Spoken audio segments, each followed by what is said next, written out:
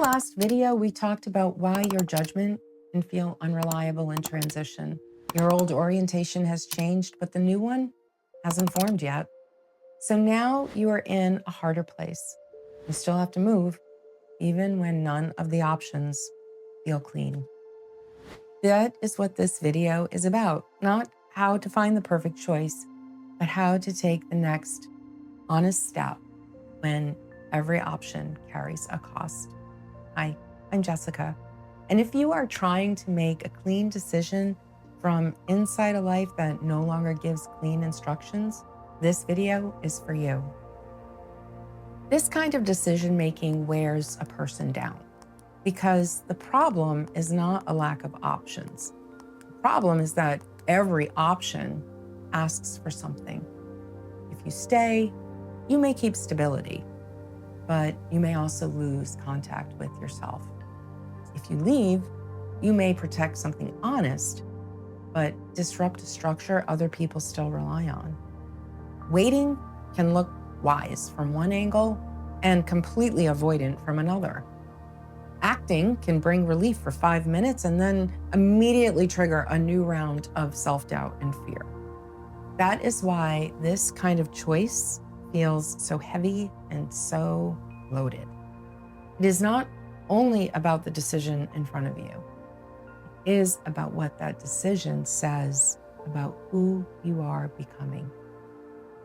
Maybe you are choosing between a role that no longer fits and a future you can't fully envision yet. And maybe you are choosing between disappointing someone else and disappearing from yourself. That is the part people miss. Sometimes every choice feels wrong because you're not choosing between positive or negative, good or bad. You're literally choosing between what each choice would cost you. If that specific kind of decision fatigue sounds familiar, where you are not avoiding the decision, you are literally trying to navigate and not betray yourself inside it, please take a second and hit the like button. It helps me know this is landing with the people who are actually in this space of transition. Here's what's happening. In a major life transition, decisions stop being simple because your identity is involved. You are not only asking which option is better, you are asking which life you are willing to participate in. That's a much heavier question. So on the integrity wheel, this often shows up near the threshold between winter and spring. So we're talking dead of winter where everything is quiet. Season has ended. It's just frozen. Maybe you're feeling frozen. And sometimes this inability to move, this change, is visible to other people.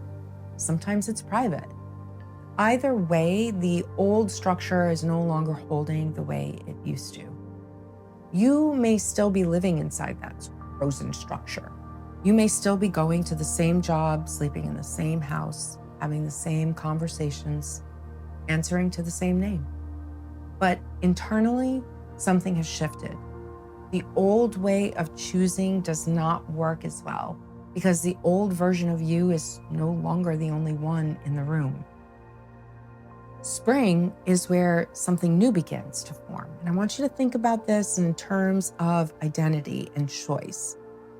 Early in the spring is not the full plan. It's usually a small signal, a pull toward something, a resistance to something, or a quieter yes that does not fully have the language yet.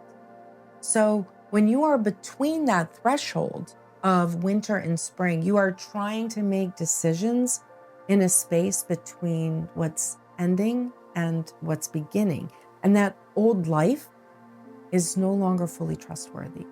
And the new life is not fully visible, which is why every option feels contaminated by self-doubt. So the move is not to find the option that feels perfectly clean. That option is unlikely to exist at this threshold.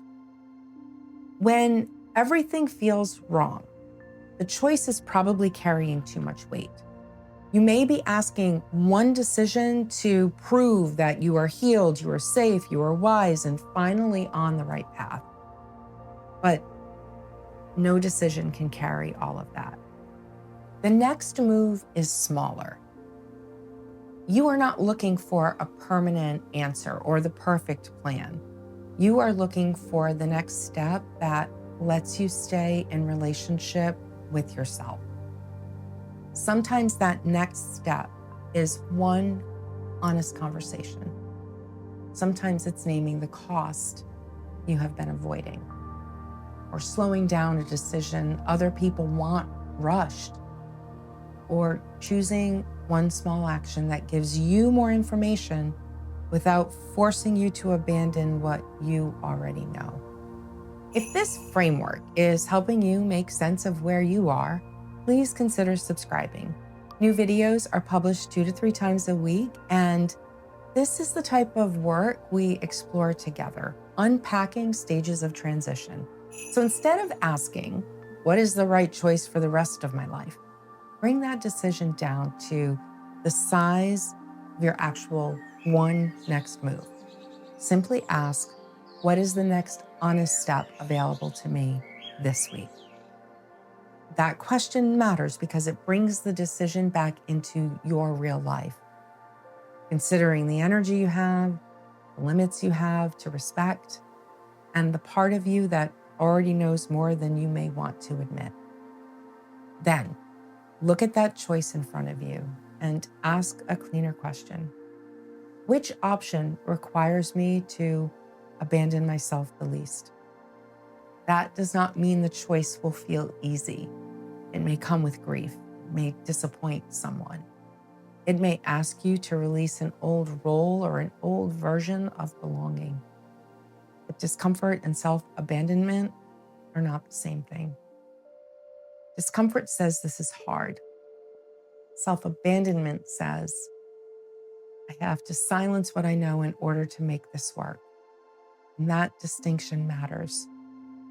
A hard choice can still be congruent. A comfortable choice can still be false. If you are stuck, I want you to write this down. So hit pause if you need to so you can get a paper and pen. What I want you to do is write down, what do I already know that I keep trying to negotiate away? Do not use that question to pressure yourself. Use it to locate the part of you that is already clear. Sometimes you genuinely do not know yet, but sometimes you do know the next inch and you're demanding a whole road before you are willing to move. When every choice feels wrong, it may not mean you are lost. It may mean you are trying to make one decision do the work of the entire transition. Your job is not to solve the rest of your life in one move. Your job is to take the next honest step that does not require you to betray what is already clear. You can move without pretending you are certain. You can choose without making the choice carry your entire identity. And you can let the next step be small enough that the rest of you can come with. The next part of this is discernment. Learning to tell whether you are choosing from fear or from truth.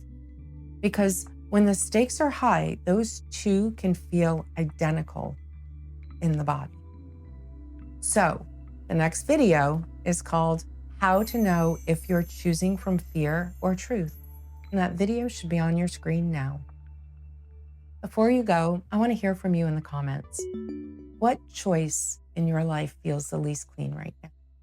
Read and interact with everyone and hope to chat with you down below. Take good care, and I'll see you in the next one.